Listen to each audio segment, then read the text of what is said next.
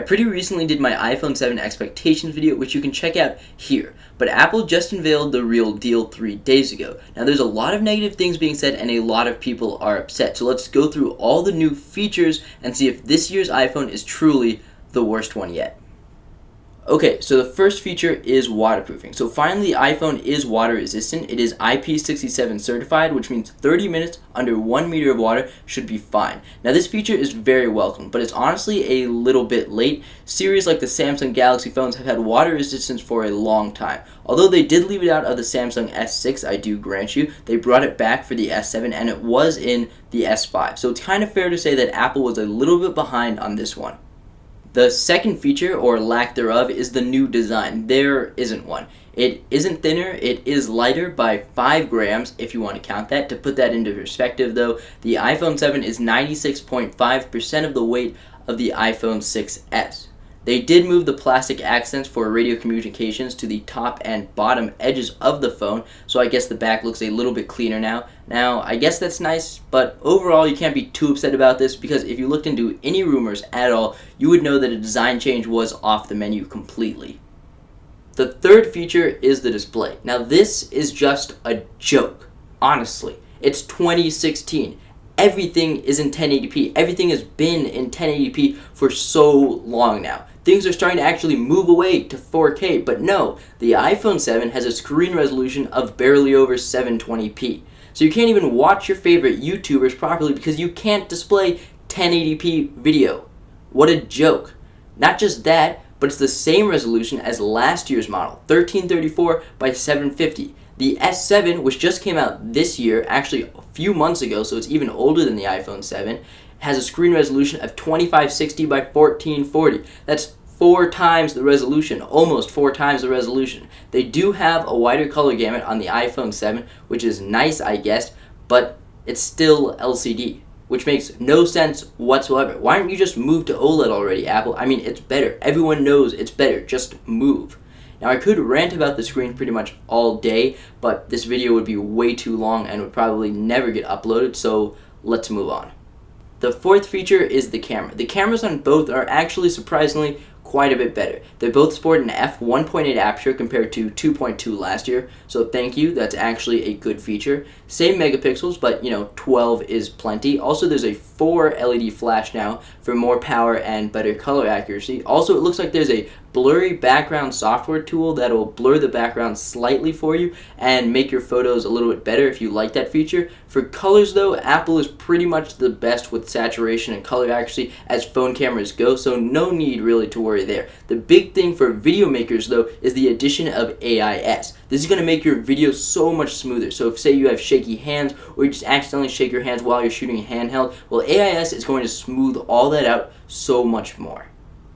Now in the iPhone 7 Plus, we actually have 2 cameras. One that has a focal length set to 28mm, which is pretty much standard, and then the second camera has a focal length set to 56mm. Now this means you can be using the 28 for all your daily photos and whatever, but as soon as you need to zoom, you can switch over to the 56mm camera. So the magnification on that one is 2 times more without a drop in quality. Now in the camera app though, you just have to pinch in and zoom, and the camera app automatically figures out how to switch between the 2 cameras to give you the best quality. So this is actually a pretty clever idea. I didn't know about the whole zoom thing. I figured they were doing a 2-camera design to capture more light, as did most people. But this is actually a pretty clever idea and a good feature. The fifth feature is the headphone jack. Now this is really where all the anger has been focused, and honestly, the anger's right. When we heard the rumors about the lack of a headphone jack, obviously everyone was a little bit disappointed, but we were all kind of okay with that happening because we thought that the understanding would be that the iPhone would get thinner because of it.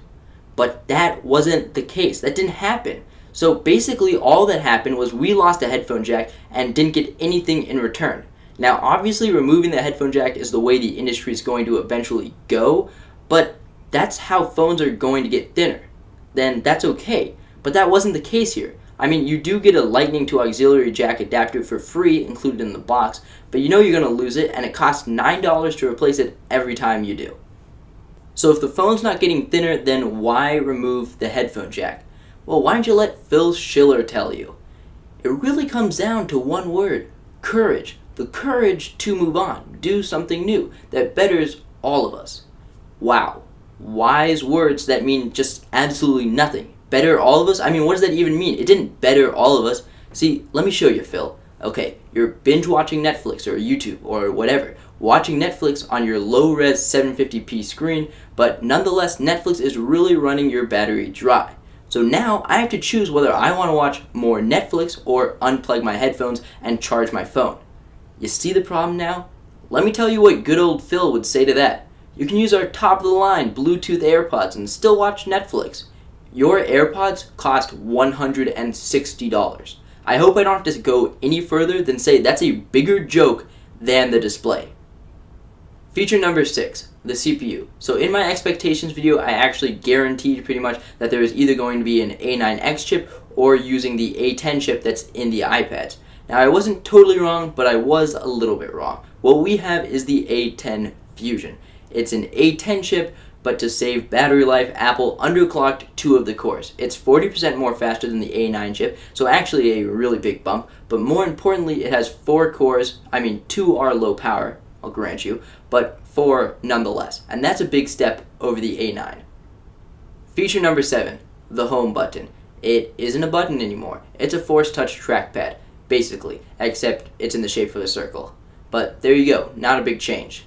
Now, benefits of this, well, A, it could last longer than a normal button. The click wears out after a certain amount of time. Now, usually they use durable buttons, so like for your 2-year contract, it will last long enough, so that's really not a benefit, but whatever. Second benefit, the amount of click you get back can be controlled by software because you have to change the amount of current that you're putting into the Taptic engine because, it's just an electromotor. So you just have to control the amount of current that you want to put in the Taptic engine and thereby control the sensitivity of how much click you're getting back. Now, if it really matters to you, maybe like the click's too hard on the iPhone 6s, then you can make it softer through software on the iPhone 7. Now, I don't know if there's a way to change this in the settings. I assume so because they have one in the MacBook and they have a setting for it in the MacBook, but we'll just have to see once it comes out.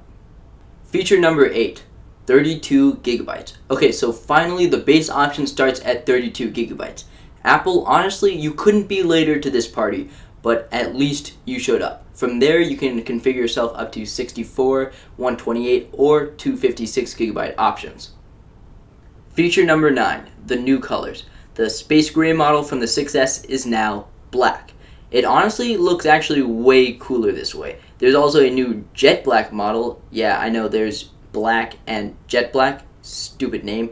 But basically what I understand from Apple's gargled marketing is that you shouldn't buy the jet black model because even Apple says on their website that you should put a case on it because it's prone to scratches. And if Apple is telling you beforehand that's prone to scratches, then it's really prone to scratches. Feature number 10, stereo speakers. Sort of. It's using the call piece speaker as a secondary speaker for the stereo system. Now this is the same thing we saw in the HTC 10. Now it worked okay there, but maybe, for Apple's sake maybe, I hope they got it to work a little bit better. We don't really know yet because you can't really test the speaker system in a room full of people at an Apple developer conference.